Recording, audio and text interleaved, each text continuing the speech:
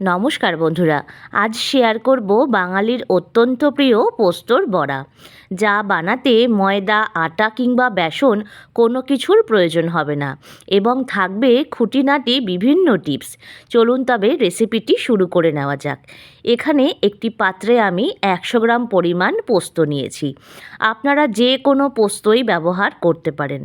এবার পোস্তটা নিয়ে এটাকে আমরা মিক্সির পাত্রে নিয়ে গুঁড়ো করে নেব, তবে সম্পূর্ণ মিহি গুঁড়ো কিন্তু করব না। দেখুন, এখানে আমি পোস্তটাকে গুঁড়ো করে নিয়েছি, সম্পূর্ণ মিহি কিন্তু গুঁড়ো করিনি। এবার এর সঙ্গে আমাদের বেশ কিছু উপকরণ লাগবে। এখানে আমি নিয়েছি একটি মিডিয়াম সাইজের পেঁয়াজ, এটাকে কুচি করে নেব। তবে যতটা ছোট করে কুচিয়ে নেওয়া যায় তত কিন্তু এই রেসিপির জন্য ভালো হবে। চাইলে এগুলোকে আপনারা একটা চপারের সাহায্যেও কুচিয়ে নিতে পারেন। আশা করছি আজকের রেসিপিটি সকলের ভালো লাগবে।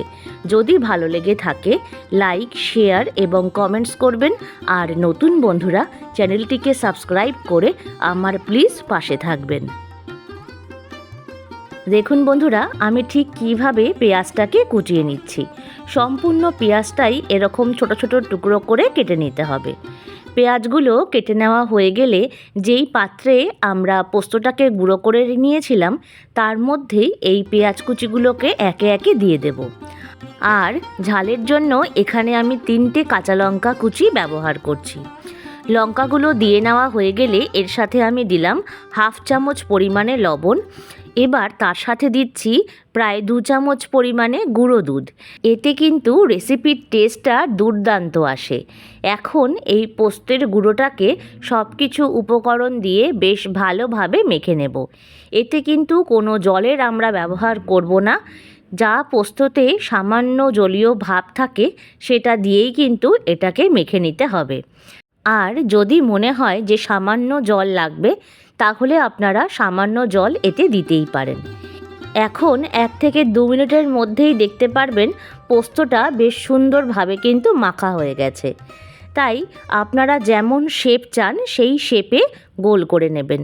আমি একটু চ্যাপ্টা ধরনের শেপ করে নিয়েছি। দেখুন আমি কিভাবে করছি। হাতের চেটোর মধ্যে এই গোলটা নিয়ে সামান্য একটু চাপ দিলেই কিন্তু চ্যাপ্টা ভাব চলে আসছে। দেখুন বন্ধুরা, আমি ঠিক কিভাবে করে নিচ্ছি। এইভাবে প্রত্যেক কটা পোস্তর বড়া আমরা ভাজার জন্য রেডি করে নেব। 1 থেকে 2 মিনিটের মধ্যেই সম্পূর্ণটা তৈরি হয়ে যাবে। এবার আরেকটি পাত্রে নিয়ে নিচ্ছি সামান্য পরিমাণ একটু শুকনো পোস্ত দানা।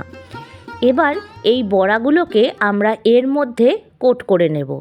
এতে পোস্তর বড়াটা যেমন মুচমুচে হবে তেমন খাওয়ার সময়ও কিন্তু ভালো লাগবে এবং পোস্তগুলো দিয়ে কোটিং করা থাকলে এটা কিন্তু বেশ ভালোভাবেই জলীয় ভাবটা টেনে নেবে আর একটা পোস্তর বড়াও কিন্তু ভেঙে যাবে না। দেখুন বন্ধুরা, আমি ঠিক কিভাবে এটাকে কোট করে নিচ্ছি। সামান্য পোস্ত দানাই এর জন্য কিন্তু যথেষ্ট।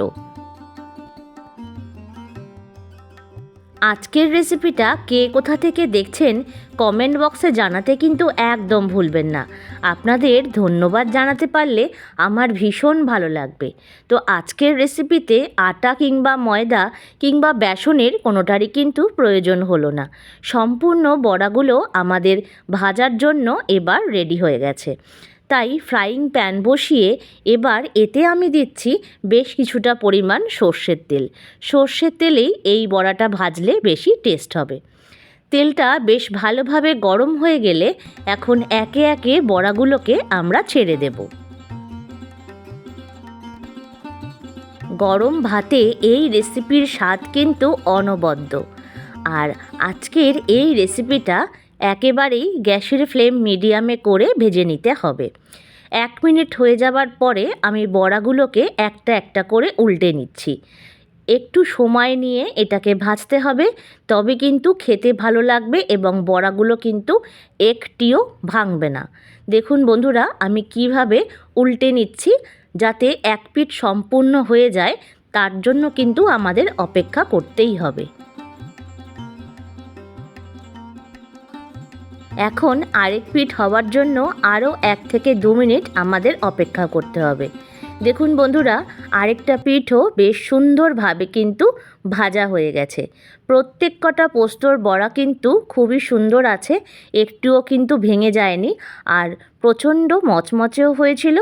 খেতে কিন্তু অসাধারণ স্বাদ হয়েছিল।